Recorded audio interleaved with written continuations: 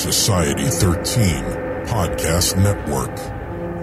Redefining podcasts. Society-13.com. I like to listen.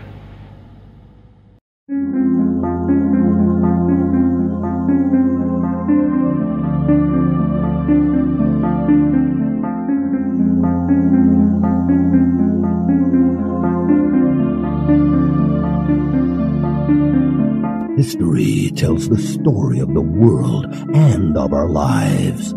Sometimes that history goes bump in the night.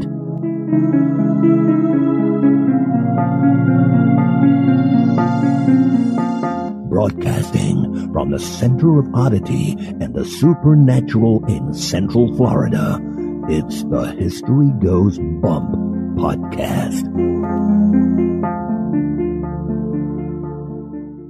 Hello, you spooktacular people. Welcome to this 152nd episode of the History Goes Bump podcast. Ghost Tours for the Theater of the Mind. I am your host, Diane. And this is Denise. And Denise, it is October. Yay! Woohoo! And we are going to come into October with a pretty heavy location, the Tower of London. And this location was suggested by Bob Sherfield. Just the mention of it usually brings a chill to the spine. And the reason why is because this is known as the Bloody Tower. A lot of people were imprisoned here, a lot of people were killed here, and now a lot of people haunt here. So we're going to bring that to you in just a moment. Before we get into talking about the Tower of London, we'd love to direct you to our website, historygoesbump.com. Denise, if people want to send us some email, where can they do that? They can do that at historygoesbump@gmail.com. We talked about the first half of our road trip to the Carolinas on a previous episode, but we weren't able to talk about the second half. We want to just chat a little bit about that. We went up through the Outer Banks, and then we worked our way over to Asheville, which we absolutely loved that location. Denise, the Outer Banks was really neat. It was very cool. We had a fantastic campsite right on the ocean. We could listen to the waves and look at them. There was nothing obstructing our view. It was beautiful. Yeah, that was over on Hatteras, and we drove up to Kitty Hawk and got to see where the first flight took place. That was very neat. Very, very cool. And we saw 4 different lighthouses on that same day, which was really neat as well. Yeah, Denise has a lighthouse book that she gets stamps in, so she got lots of stamps that day. Yes, I did. Then we worked our way over to Asheville, and before we got there, we stopped in Statesville. But even before that, we had one of those things that seems to happen on everybody's road trips, a little bit of a bump in the road, and it wasn't a ghost. Bump in the road. It was more like a day of heck. We blew a tire on the camper. So that was a lot of fun. Denise safely got us over to the side of the road. Ladies who are still in high school, if you listen to this podcast, the number one class that you can take when you were in high school, I don't know if they still offer it, automotive maintenance. It was a great class that I took. I use it a lot to this day. And so I knew how to change tires. I've changed tires many times. So it was not a big deal for us to do this, but there wasn't a lot of pull-off area. So thankfully a cop pulled up and I was about half done. So he didn't really need to help us with changing the tire, but we did need some help to make sure that I didn't become a ghost because I got sideswiped by a car. Exactly. I was trying to direct traffic and they just kept looking at me like, weirdo, get out of the road. Then he said, you'll probably be able to get another tire in the next city because obviously you don't want to go anywhere without a spare. Murphy's Law. And he also made the little comment of, once one goes, the other one's going to go. So we went to the next city and nobody had our size tire. And then we did a side trip, which we weren't exactly expecting, up to Raleigh to see if we could get a tire up there. They didn't have that tire anywhere. So we're driving into Statesville, and I happen to see on the side of the road, there's a banner there, and there's a bunch of campers I could see behind it, and it says that it specializes in trailer tires. And I said, Denise, there's a place. Thank goodness for phones nowadays. I just put in, this is the exit. This is what I think this place is. And it popped up the name of the place so that we could call them. The next day, we were able to get 3 new tires because they didn't have the size we needed, but they had a comparable size. So we had to change out all the tires. And then we were back on board, went over to Asheville, and I have to tell you, I didn't know what to expect when it came to Asheville. What a wonderful city full of history. Yes, it was by far one of my favorite cities that we've been to. I mean, there's a lot that I love, like St. Augustine will always probably be one of my number ones, but Asheville's really high up on my list as well. And I definitely want to go back there someday. Yeah, you probably want to do the hippie drum circle they do in the middle of town. Well, we missed it it, but that would be kind of cool. Well, we did walk past it, and I went, oh boy, there's some hippie stuff for Denise. And I'm all like, I like the vibe of this city. It's really awesome. Well, it was really cool. We got to meet up with some of our spectacular crew members for dinner. We got to see Tammy and her husband Brian again, which was nice. We met them at the Haunted America conference. It was really great seeing them again. Stephen Pappas joined us. And actually, before we did that, we went to the Biltmore. Yes. How could I forget? I know. I was about to say, Diane, there was another pretty big thing that we went to. Big house. Wow, that is full of some amazing stuff. It's just, you see the outside of it, and what a huge home. I can't believe only 3 people lived there to begin with. I know, it's crazy because it is, the magnitude of that house is just phenomenal. And I don't even think, if I remember correctly from our episode, it wasn't even their permanent residence. No. Stephen Pappas met us there, as well as Michelle DePriest, and we knew they were going to be there. And then we were surprised with another listener being there, Beth Lale, who's a new listener. Yes, and it was a lot of fun just hanging out with the 3 of them at the Biltmore and then walking through the gardens and everything. What was really neat is that all 3 of them have been to the Biltmore before, so I didn't need to plug in the audio tour. I just went around with them and they would tell me different things. And then I did the drive-by look at the house, and then Diane filled me in on all the details later. Because we had little Tiana with us, so we couldn't both go through the house at the same time. But it was really phenomenal. Felt a little bit creepy in the swimming pool area where Stephen had said on the Biltmore episode that he had felt something. He felt a little weird there again. As we like to see, we are open-minded skeptics, so I don't know if it was because it's kind of claustrophobic in there. It's very stuffy. There's no windows. I felt a little weird in the head too. Who knows? But very interesting. Loved looking at all the refrigeration stuff they had down there, which was a bit ahead of its time. Definitely had the upstairs downstairs feel of a Downton Abbey where the servants were downstairs. So that was neat. It was great to get to meet our 3 listeners. Then we dragged Stephen up to our campsite with us so we could set up camp before we met everybody for dinner. Yeah, he was like, how do you guys sleep in that? Because it looked like a little box until everything started kind of opening up.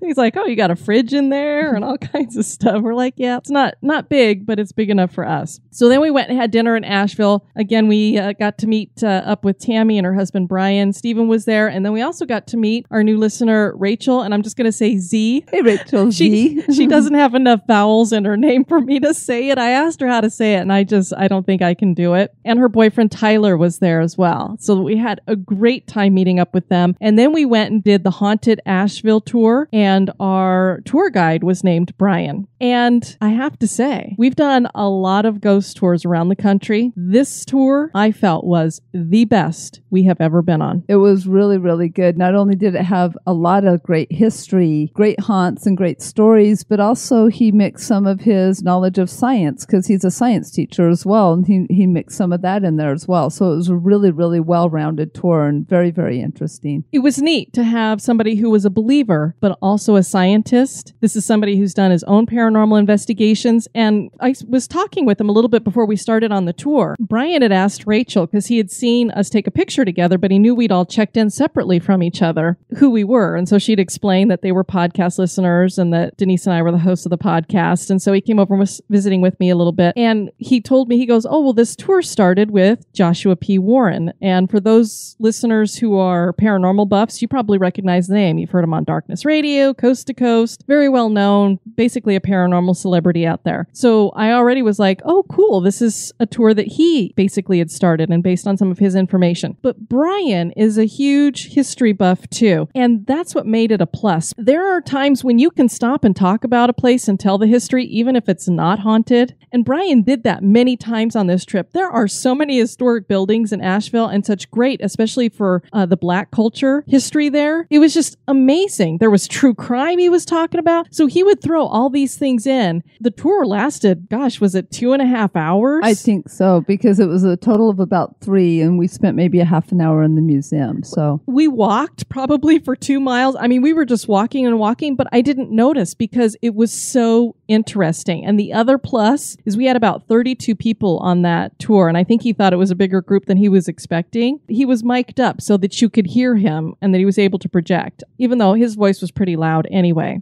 And the stories that he told were just, I was in awe the whole time just listening to it, and the things that they've seen, the pictures that they've captured, some of his explanations for why they thought things happened, some of the experiments that Joshua P. Warren has run to try to prove the afterlife, I guess you could say. And then, as Denise said, there was this little museum you could go through at the end, and that was just a lot of fun. He goes, it's kind of kitschy and dorky, but I really enjoyed it. He was very one-on-one, walking around with me and showing me the different experimental equipment they've used, and just really, really cool. So if you were going to be in Asheville, it's hauntedasheville.com. And I believe we did, was it the classic walking tour? I think it was, classic walking tour, I think. They also have one that is more supernatural, where they talk about vampires and witches and other things of that nature. And if you're a fan of Joshua P. Warren, you know he's really into that stuff. So that's probably why they have that as well. Highly recommend that. Yeah, and he was just an amazing storyteller. I just was enthralled with everything that he had to say. And then we headed down to Jekyll Island and spent a night there. We went over to Driftwood Beach, which you have to see. It's creepy and cool at the same time. Yeah, very, very pretty. And then getting back to Wilmington, I had given them a review on Facebook, and they did respond back to us. They have told us that we can come and take the tour again for free, and that part of the problem that they had that evening is a university had bought a bunch of tickets, and they had more people than they were expecting, so they pulled one of the regular tour guides from their regular tour cycle to put over there, which is why we were with such a big group. So I just want to let people know they did try to make restitution for it.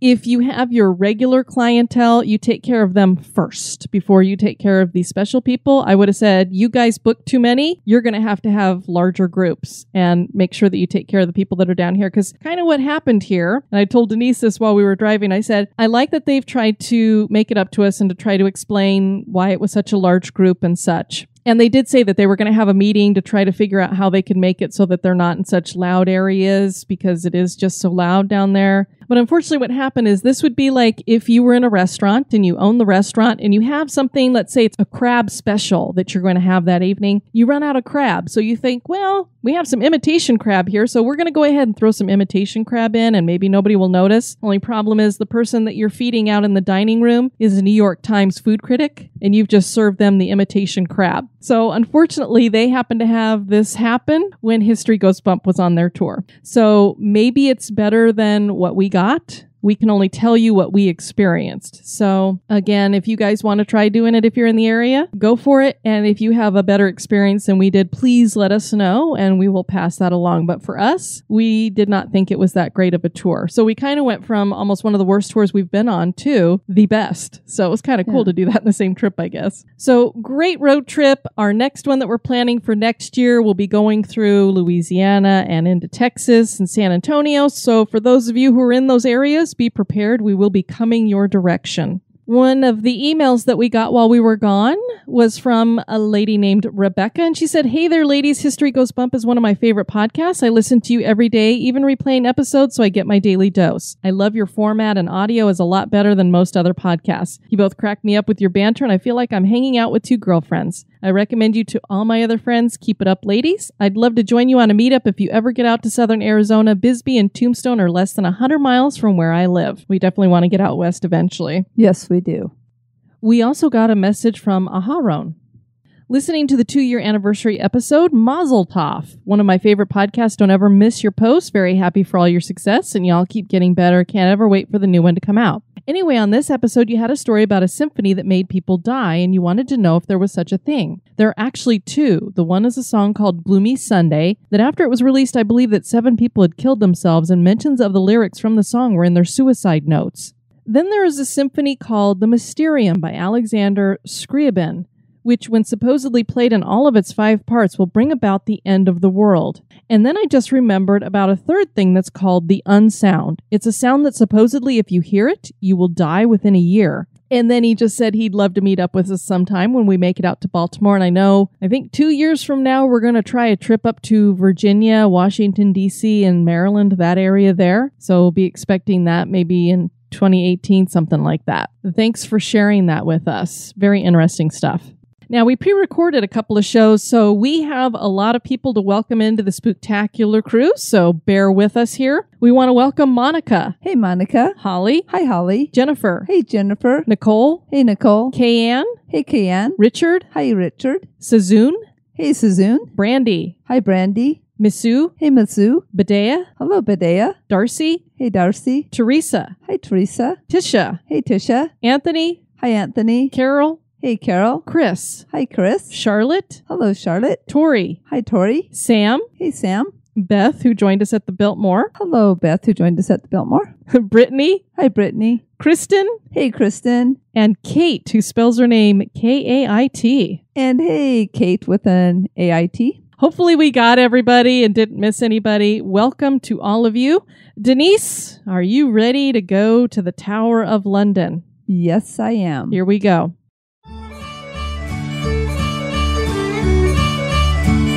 History Goes Bump is entirely listener supported. Become an executive producer for as little as $1 a month. Get listed on the website and invited to exclusive virtual meetups. For $5 a month, you get that and exclusive bonus content like the Haunted True Crime Bonus Cast. For $10 and above a month, you'll get all that plus awesome History Goes Bump gear. Check out patreon.com/historygoesbump, or you can support us via PayPal. Click the Support the Show tab at historygoesbump.com for more information.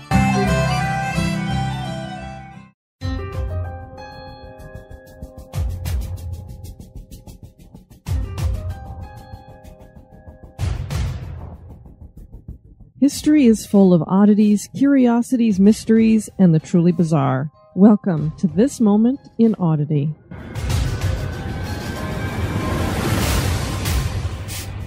This moment in Oddity was suggested by Bob Sherfield. Norwegian artist Morten Biscom is holding his first solo exhibition in the UK, November 18th to December 18th, 2016. Biscom is a unique artist, and he sees himself as a performance artist. What makes Biscom unique is the tool he uses to create his artwork. He uses the hands of dead people. He doesn't think of the hands as just tools. He believes the hands are a link to an immortal personality. He owns several hands, and each has its own style. He creates the artwork with spontaneous and vigorous sweeps and drips of paint. The paintings will be joined by another piece in this exhibition.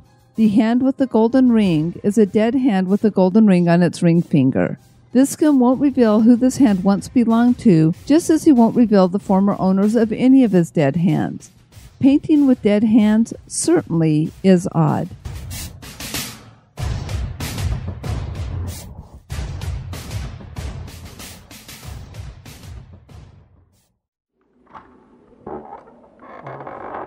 Welcome. We have been expecting you.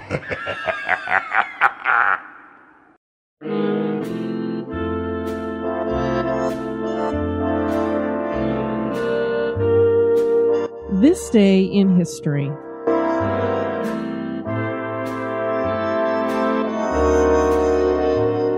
On this day, October 4th, in 1957, the Soviet Union successfully launched the first satellite, Sputnik, into space. Sputnik was the world's first artificial satellite and measured about the same size as the average beach ball. This event would forever change the space race between the Soviet Union and the United States. Sputnik got its name from the Russian word for satellite. It circled Earth once every hour and 36 minutes. The satellite transmitted radio signals back to Earth as it traveled 18,000 miles an hour. Amateur radio operators could pick up the signal, and Sputnik could be seen with binoculars at sunrise and sunset. All of this came to a halt in January of 1958 when Sputnik's orbit fell apart and the spacecraft burned up.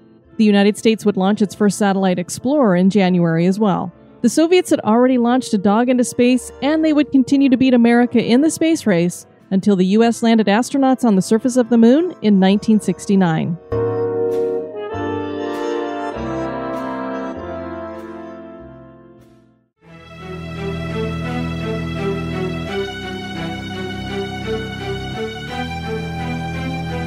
The History Goes Bump podcast.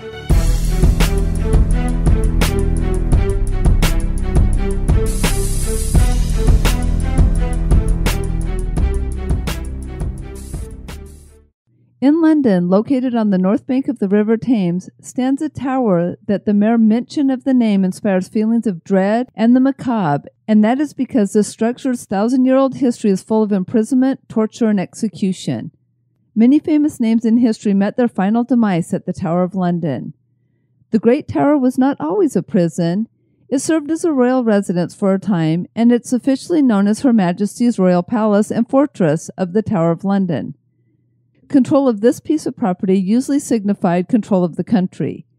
Because so much mystery, intrigue, and death is associated with the structure, it is reputed to be quite haunted. Our infamous Lady in White is only one of the many spooks people claim to have seen or felt. Join us as we explore the history and hauntings of the Tower of London. In September of 1066, William the Conqueror and his Normans were invading England.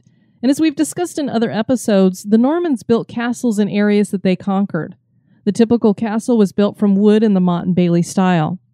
As a refresher, these are the castles that had a keep built up on a tall dirt hill that was man-made, known as a motte, and then a fence-enclosed area was below the keep with various buildings, and this was called the Bailey. Originally, on the area where the Tower of London now stands, the Normans built one of their castles. William the Conqueror decided to build a more substantial structure from stone in 1078. He called it the Great Tower, and it would come to be known as the White Tower. It was completed in 1097.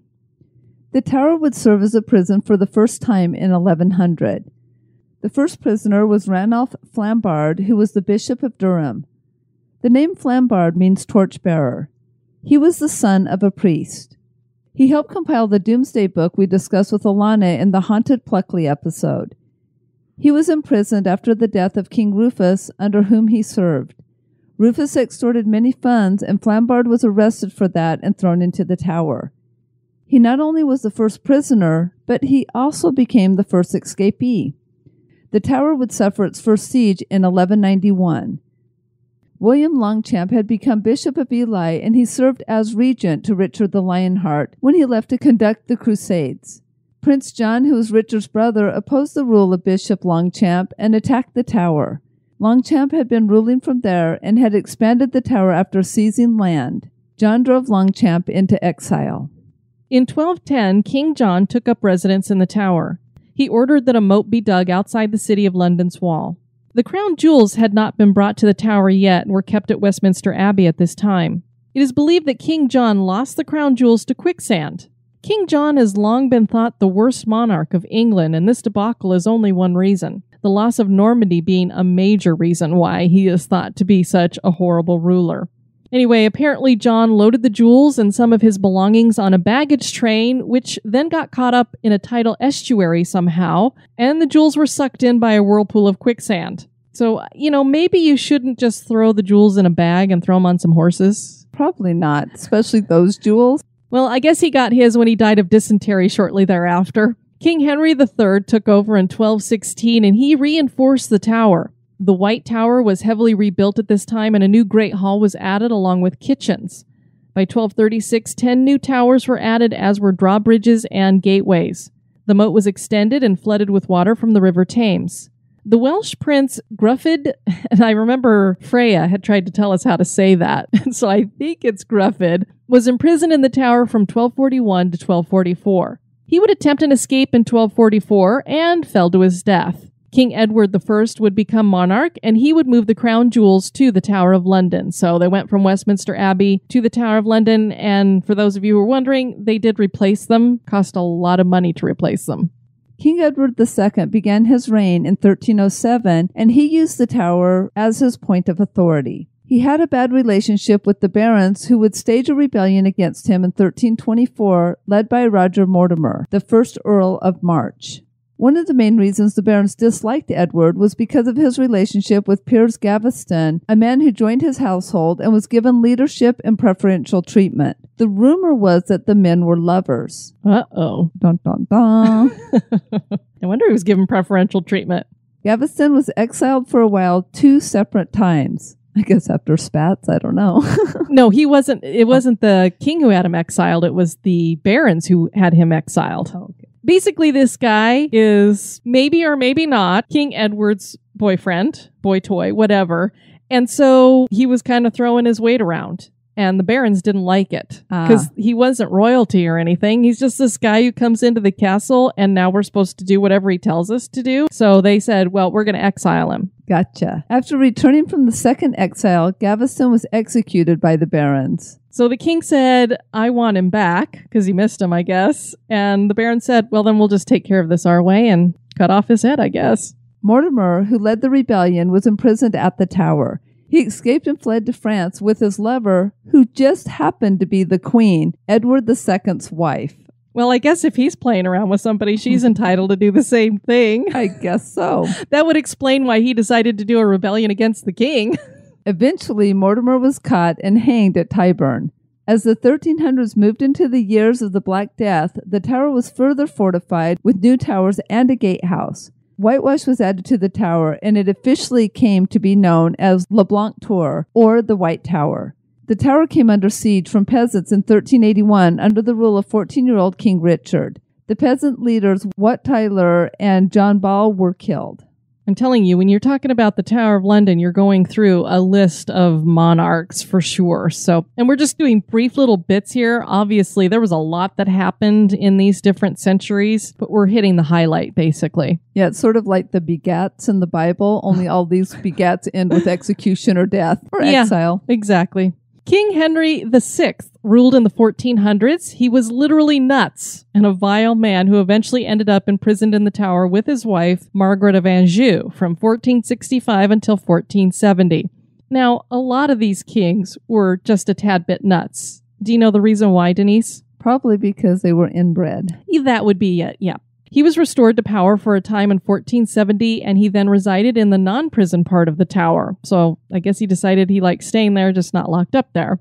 He was murdered in the Wakefield Tower while he was praying.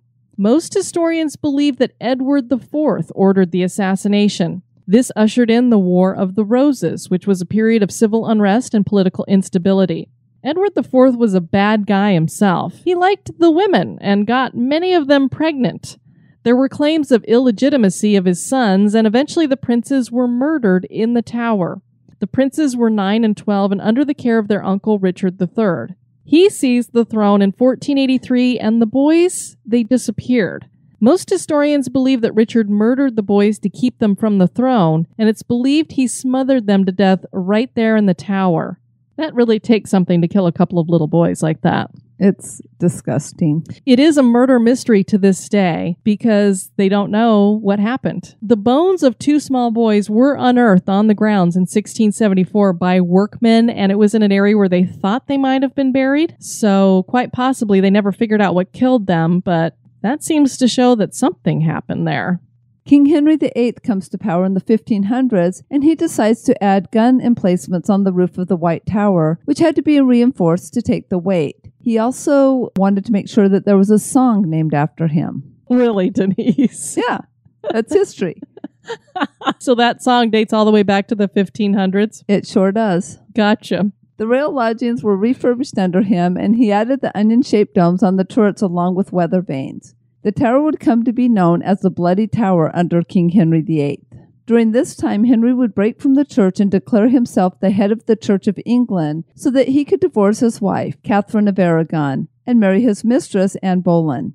Henry wanted a son that Catherine had not given him. The divorce happened in January 1533, and shortly thereafter, Anne was married to the king. Her coronation would come in May of that year, but the male heir would never come. In 1536, Anne was arrested on trumped-up charges of heresy, adultery, and treason. She was thrown into the tower to await execution. She was executed on Tower Hill. And for people who would like to know a little bit more about that, that is one of our Haunted True Crime bonus casts is on what I believe was the murder of Anne Boleyn, because I don't think she was guilty of anything that should have caused her to be executed. Exactly. I think he was just trying to get rid of her. One of the other charges was incest. They tried to claim that she had been sleeping with her brother and that some of the children that she had gotten pregnant with and had lost were really her brother's children, and it was just a bunch of baloney. Well, and if you look at the history of the Henrys, they don't have a great history, so who wants to believe, any of them with everything that they already were doing? Well, and this is a guy who made up basically his own church and declared himself the head of it just so he could get a divorce. So Henry VIII also imprisons Sir Thomas More and Bishop Fisher of Rochester in the Tower, and they are executed because they refuse to acknowledge him as the head of the Church of England. Many people are arrested under his monarchy due to religious and political reasons. One of those more famous prisoners would be Thomas Cromwell, who was executed on Tower Hill in 1540. Here, Diane, it sounds like basically ego ran extremely wild. If you disagree with me, if you won't join me, if you won't think I'm the greatest, then I'll just kill you, because I can. Well, and this is a guy who just kept killing off wives or divorcing them if he got tired of them or they weren't giving him what he wanted. So apparently you could start your own religion if you just want to keep divorcing women. The Tower also had a torture dungeon, and Anne Askew was tortured here on the rack for heresy. She was an English poet and is the only woman on record that was tortured at the Tower and then burned at the stake. She had to be carried on a chair to her execution because her body was destroyed by the torture. She was chained to the stake on a chair and burned slowly. Usually burning at the stake was done quickly. Occasionally they would strangle people before they would burn them to keep them from having any kind of pain. Not Anne.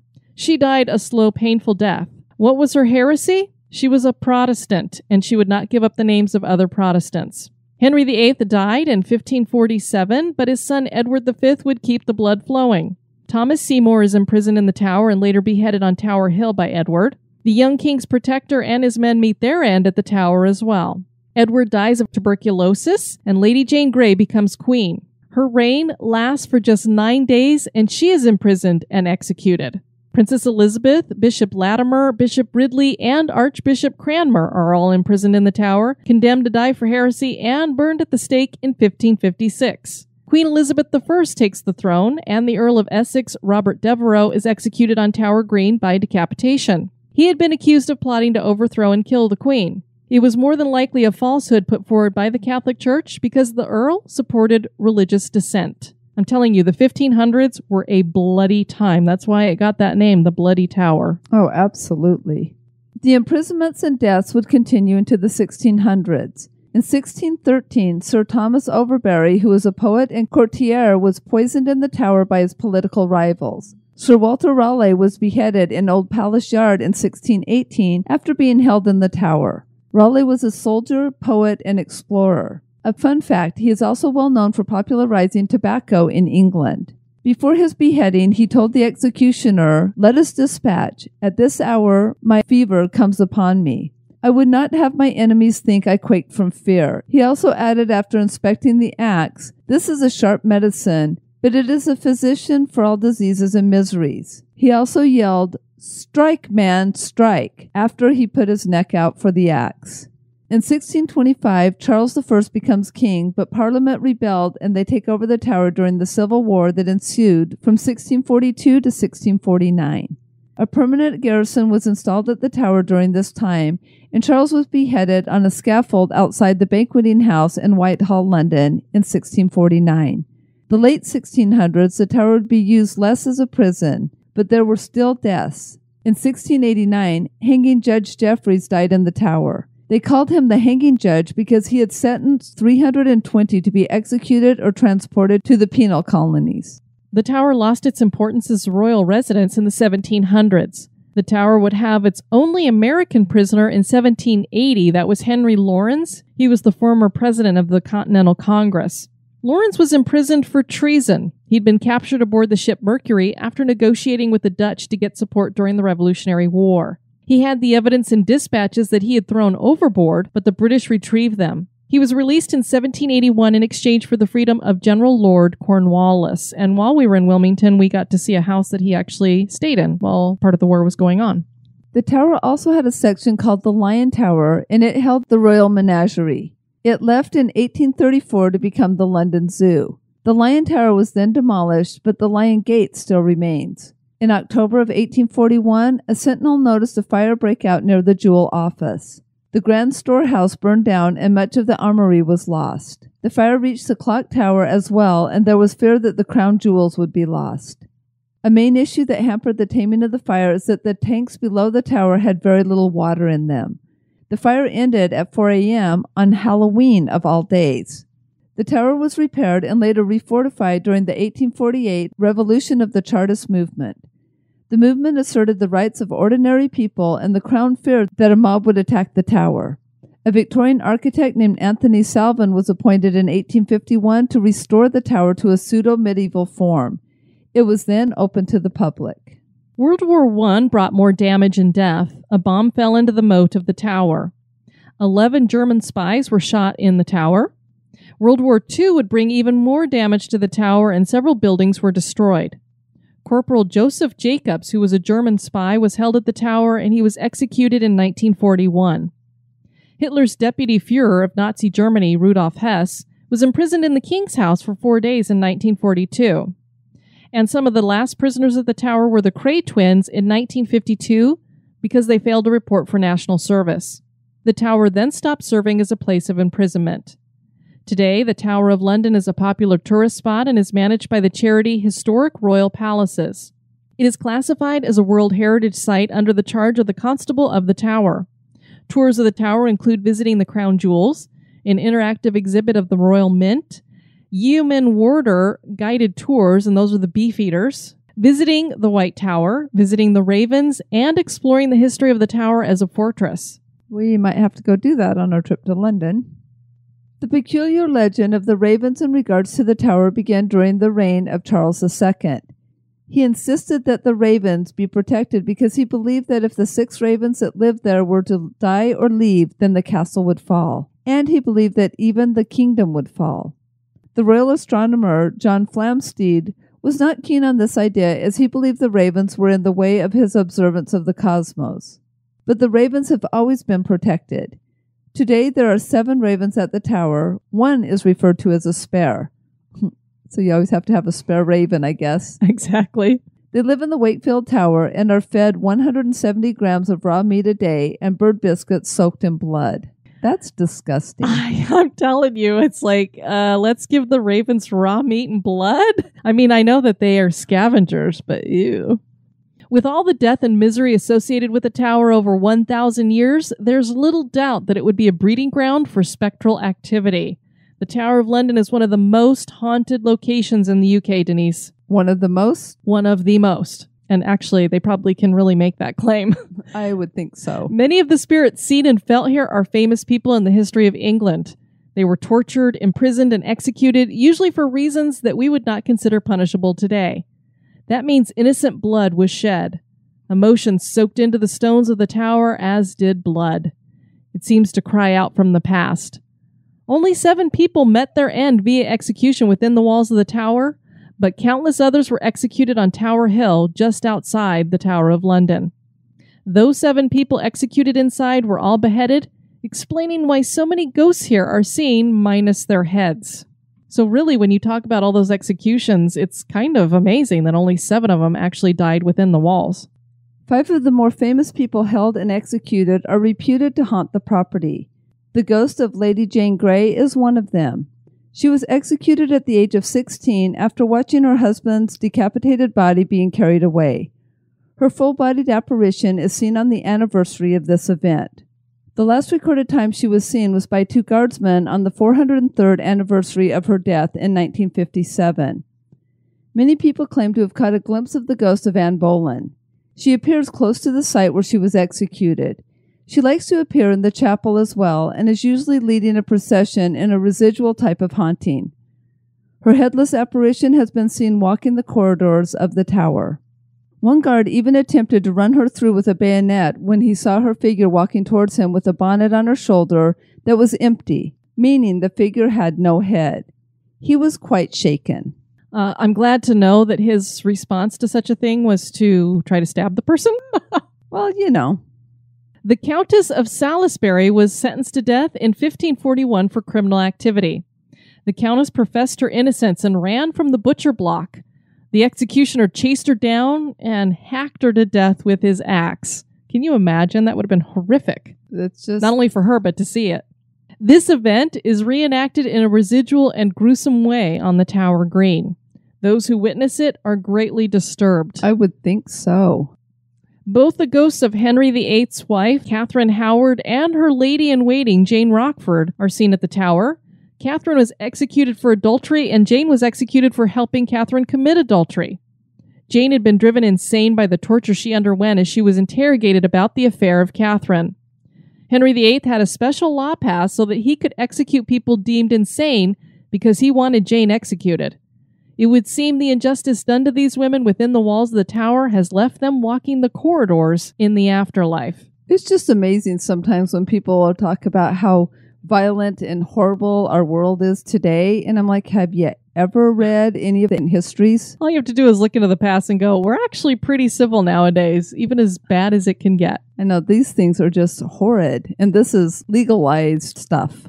There are those who were murdered in the tower and their ghosts are reportedly seen. These include Thomas Becket, King Henry VI, and the two little princes in the tower. Becket was one of the first ghosts seen in the tower. He had been very unhappy about the construction of the inner curtain wall. He makes appearances on 2 consecutive St. George days, and both times he touched the wall with his cross and the wall was reduced to rubble. The chapel was built in the tower to appease Becket, and it was said that he must have been pleased because he did not disrupt any more construction. Arbella Stewart married the nephew of Lady Jane Grey without the permission of King James I. Arbella was put under house arrest, and her husband was imprisoned at the tower for this infraction. She plotted to help her husband escape, but her husband never made it to their rendezvous point. She was captured and sent to the tower. She was murdered in the castle in 1615 in the Queen's house. Her ghost is seen there at that location. The tower also has its Lady in White, and there's the Grey Lady as well. The Lady in White has been seen standing at a window of the foreboding White Tower, waving to little children in the buildings on the opposite side. There's also the Center for Cheap Perfume near the entrance to St. John's Chapel on occasion. How do they know the perfume is cheap? I don't know. Stuck-up people. It might be very expensive. Who knows? The Grey Lady is described as a woman who is wearing mourning clothes, but no one can see if she's crying because her face is a black void. A garrison of ghost soldiers is seen occasionally marching on the grounds. The rattling of chains and disembodied groans are heard in the corridors. Smoky apparitions are seen amongst the battlements. Spectral animals from the former royal menagerie have been seen, and sometimes animal sounds are heard. The Salt Tower has what seems to be an evil presence inside of it. Dogs refuse to enter. So basically that whole list there shows you that every possible location, building, outside area has ghosts connected to it in some way. Henry VIII's armor is on display in the gallery, and many security guards are reluctant to go in the room because of a crushing sensation they feel in there sometimes. The horrible feeling leaves them when they exit the gallery. One stormy night, a guard was patrolling through the room when he claimed to feel as though someone had thrown a heavy cloak over him. He struggled to free himself from the unseen garment only to feel it close around him tighter. It tightened around his throat. He managed to break free and run to the guard room where he showed the other guards the marks on his neck. Henry VI haunts the area near the clock tower, and he usually appears around midnight. His specter is reported to appear to be quite sad. Sir Walter Raleigh haunts the Queen's house near to where he was being held as a prisoner. According to legend, he has been seen looking exactly as he does in his portrait hanging in the Bloody Tower where he was kept.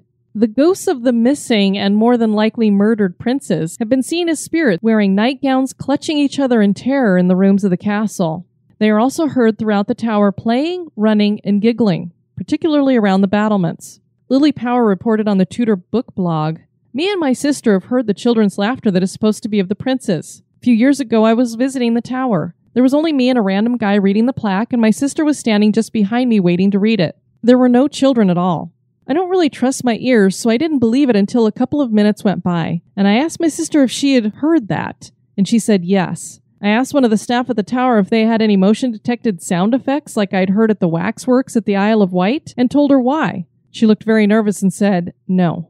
The stories of hauntings at the tower are numerous. Many of them seem to be residual in nature, as though the emotions and energy of that past time have been caught in the space. Do these people who were imprisoned and executed here still walk the corridors? Is the Tower of London haunted? That is for you to decide. We'll definitely look forward to visiting that location in the future sometime, and there's a lot of spectral activity going on there. Yes, there is. So we'll see how far I get through the tower when we visit before I run. Our next episode is going to feature the ghosts of the 1871 infernos. So we'll be talking about those fires and the ghosts that have developed because of that. Before we let you guys go, we want to share some reviews that we got while we were gone. We'll share the 4 stars first. First one is from Knott's Landing. Most enjoyable, 4 stars. I learned about this podcast through Bizarre States, and I'm glad I took their advice. I'm a history buff and love to be scared by ghost stories. Thanks so much for that. And then we have Casual Customer. Mostly good, 4 stars. As many other reviews say, there's definitely too much chit-chat, reading reviews, etc. The audio quality could be better. The transition from music to voice often just drop instead of fading. And I do get tired of having so many breaks from people saying, "You're listening to HGB." Only about 2/3 of each show is actual content, but I do enjoy the content very much. Then we have a couple of 5-star reviews. The first one is from Jeeves64. Chillingly interesting, 5 stars. Hi ladies, just recently started listening in on a recommendation by Tanner over at Legends, Myths, and Whiskey. Your podcasts are perfect on my 25-minute commute to work. I had to write in after the Ghost Lights episode when I heard my town of Saratoga Springs, New York mentioned. I lived on a horse farm just a few minutes away from the famous Revolutionary War battlefield. We are in the midst of the 239th anniversary of the battle that happened in 1777, and it's worth a mention in your podcast. Like any major battlefield, there are many stories of ghostly sights and sounds that echo those battles of late September and early October, and it seemed like a good time to bring it up since I heard our town name come up. Keep up the good work, ladies. Interesting. Very interesting. And then our final 5-star review, T. McCool, podcast listener, 5 stars. I started listening to your podcast spring, summer. I'm a fan of horror movies, so I searched for ghost stories and your podcast came up on the list. I thought it looked interesting, even though the first couple of episodes were rough. I enjoyed the content. I drive an hour to and from work. This podcast keeps things interesting. I've not gotten through all podcasts, but will eventually. I do enjoy the podcast. One question. Is there a list on y'all's website of podcasts that y'all suggest? I know you mentioned them during your podcast, but every time I try to remember, I always forget. Don't really have a list there. We do have one over on the forum that we really don't, there's not a lot of activity there, so we pretty much just stick to the Spooktacular crew. The Lift, Legends, Myths, and Whiskey, Bizarre States, Entwined, Podcateers, Campfire by Jim Harold, The Big Seance, Audio Dime Museum, Case File if you like true crime, Darkness Radio, Generation Y, The Haunted Estate, Insight, Just a Story, Most Notorious, The Most Wonderful Wonder, Myths and Legends, The No Sleep Podcast, Stuff You Missed in History Class, Sword and Scale, The Curioso, True Murder, True Crime Garage, The Unexplained, The Vanished Podcast. I guess that's just a few. So hopefully that catches all that. All right. We want to thank you guys for tuning in to this episode. I have been your host, Diane. This has been Denise. You take care now. Bye-bye. This episode has been brought to you by our executive producers. We'd like to thank for their one-time donations, Rick Kennett and Brittany Vocown. Hope I said that right. And we want to welcome new executive producers, Renee Cochran, Ingrid Frazee, Rose Devereaux, Cindy Pierce, Katrina Scott, Beth Lale, Michelle DePriest, and Janelle Aker. Thank you so much for joining us as executive producers. We greatly appreciate that. Be sociable. Drop the chain rattling, neck biting, and shape shifting, and join us on Facebook and Twitter at History Goes Bump. Like the page and follow